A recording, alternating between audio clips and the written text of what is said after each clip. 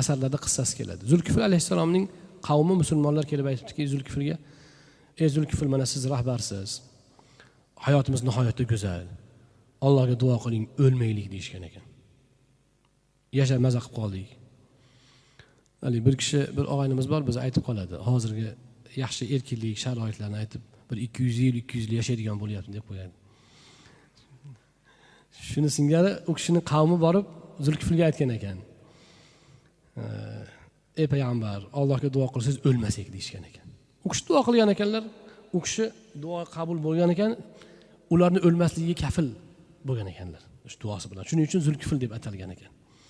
U kishi ham o'lmabdilar, qavm ham o'lmabdi. Bir necha yuz yil yashashdi. Keyin kelishdi qavm: "Ey payg'ambar, juda zerikdik.